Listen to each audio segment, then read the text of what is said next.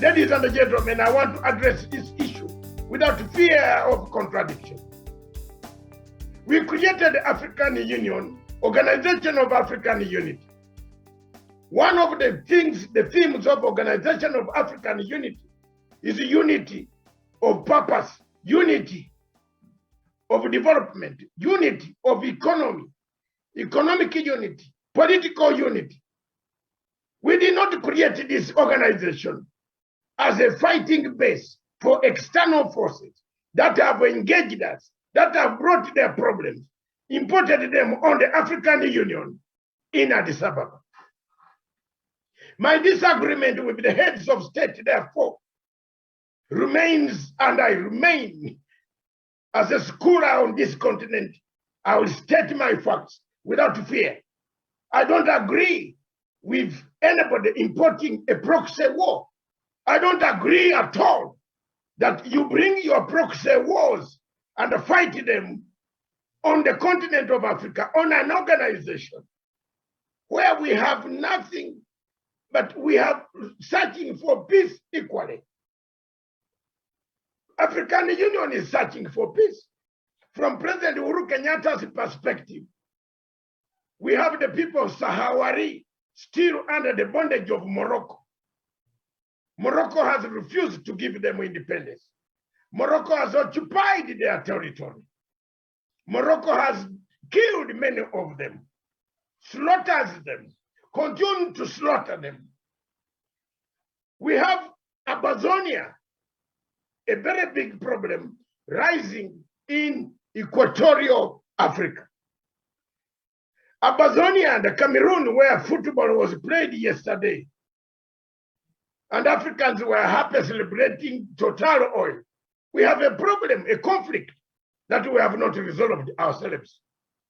We have another conflict in Biafra, between Biafra and the central government and the banditry, the Boko Haram, the dismembering of the Sahara region states.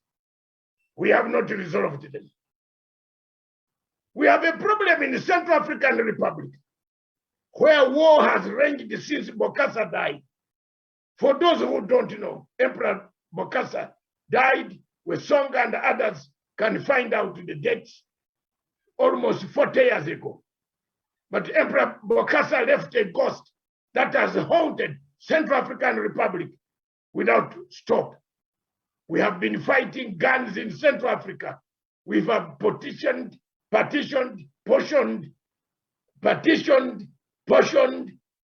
sliced, taken gold, diamonds to Paris since Bokassa died. We have a perennial problem in DRC Congo. And this perennial problem in DRC Congo poses a great threat to African security. Uganda is being attacked every minute. Rebels, 146 rebel activity, ranging from north to south up to Bujumbura, area border with Burundi and Zambia. We have rebels operating in all formats, ISIS, M23, UPC, whatever you name them, of Thomas Lubanga. We have rebels scattered around the region of Central African Great Lakes region. Across east of Kenya, we have Somalia, terrorists of ISIS, Al-Shabaab, Al-Qaeda, mixed together. A cocktail of disaster lies across east of Kenya. Most of us know very well what is going on there. We have been pumping in money. We have been pumping in resources. We have lost human capital, human material, and others. We have not won the war.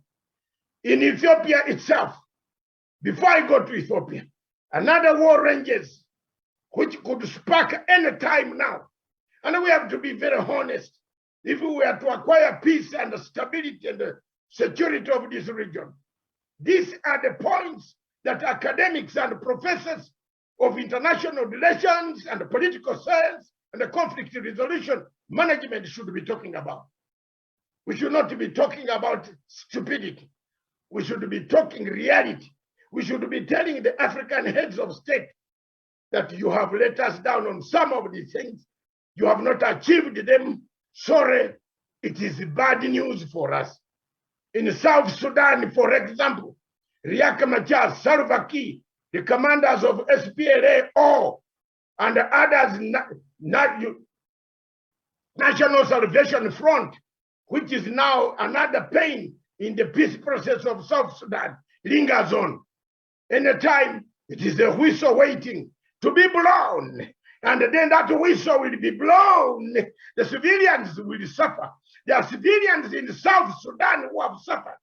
There are people in South Sudan who have never seen their mothers, their fathers, their children, their sisters, their brothers. We have a war across in Sudan, Khartoum, a war ranging every minute.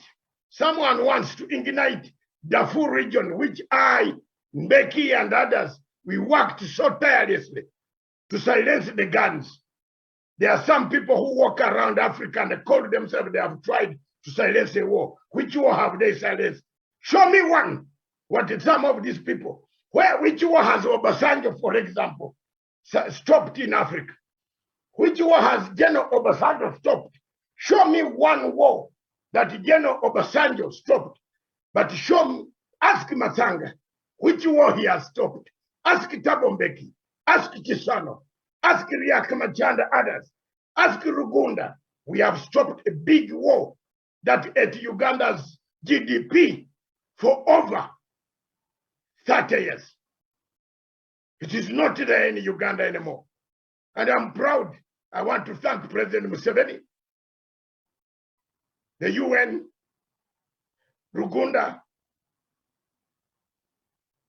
Chisano,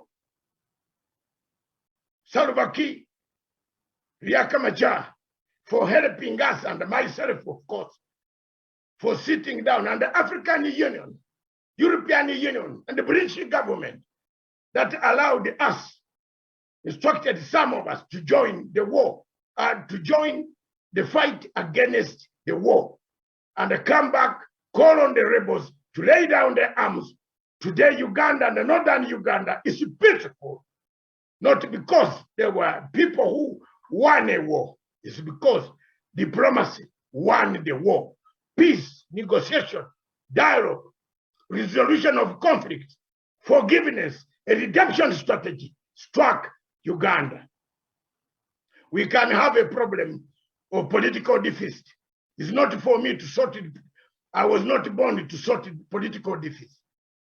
But maybe I was born to sort problems of that nature, of the Lord Resistance Army versus the government of the Republic of Uganda. I solved it. It will never come back. Never will it arise again. It is up to the President of the Republic of Uganda himself to sustain the peace, and the people of northern Uganda to sustain that peace. I'm speaking about this, Miriam, and the panel, for you people to understand that without these sacrifices, without people standing up, because some of us, when we talk about peace, some people in Kenya who were born in 1990 will insult you on Facebook because they don't know what it is. They don't know what Masanga has gone through to achieve peace. They don't know what Mbeki has done. So we have wars. These wars create instability. Instability creates economic meltdown. Economic meltdown creates revolutions. Revolutions hurt people. You have seen in West Africa, one of the cardinal statements that the generals or the soldiers who are coming from the barracks to come and seize power. One of them is corruption. Another one, as I told you, there is another military coup in Othing, which will be anytime within the next coming 4 weeks to 5 weeks. It is coming. I can see it because people are desperate. You cannot have Boko Haram killing people from morning up to evening, cutting people's hands, and you are president of the Republic of a country. You can't. You have to face it. Give the soldiers the arms to go and fight insurgents in Nigeria, We have left Nigeria and Nigerians with the plight of God. God helps them. The government doesn't help them. If there is anybody in Nigeria being helped by government, put up your hand. Maybe the diplomats who are in Nairobi enjoy having diplomatic passports. But Nigeria is collapsed state, sinking in Atlantic Ocean. When you look at those and come back to Congo, that is why President Kenyatta said, we need to work hand in hand. We need to work collectively to remove the impediment. The impediment of our African struggle is the insecurity that we have amongst us. Africans cannot be used as a proxy. You cannot bring Israel and Palestine to our hall. You didn't build our hall. Did you build the hall? Did you help us to build the hall? Did you send us money to build the hall? What benefit do we get from Palestinians and Israelis that they can come and fight on our floor? And somebody in this organization walks free with everything and says, Miriam, we are very, very, let's go tonight. Palestinians and Israelis should be in non-aligned movement. They should not bring us this chaos. They should not divide us at the moment. We have yes, we agree. Some of us stand for the plight of the people, both sides. The Palestinians pick up arms and go and kill. The Israelis also defend themselves. They have a right to defend themselves. Why do you kill them? Why do you pick up arms? If you pick up arms, Israel will react. Those problems can be solved in the UN, not in African Union, where we have more problems than Israel. Miriam, if you think my reasoning is wrong, then I give back one of my certificates in conflict resolution, because I don't see why African Union should be given a punching bag by a Palestinian fanatic who comes to address us as if we are his children. I was watching that, I switched off. I was one of the members listening to the speeches because I was accredited. You cannot stop me. I switched off. You are coming to lecture to ask us to support you. Then you are talking to us like we are militants. We are not all of us militants. We are not militants. So the issue of Palestinians, yes, we have supported a liberation organization, just as Africa came out of liberation, supported by very many other organizations in the world, China, Russia. They supported us to liberate ourselves, and some of the countries like Zimbabwe, South Africa, Mozambique, Angola, those countries that were subjected under the colonial rule of Portuguese that did not want to leave. Cape Verde, Amira Cabral, Guinea-Bissau, we liberated those countries. Fine, most of the Africa did liberate those countries.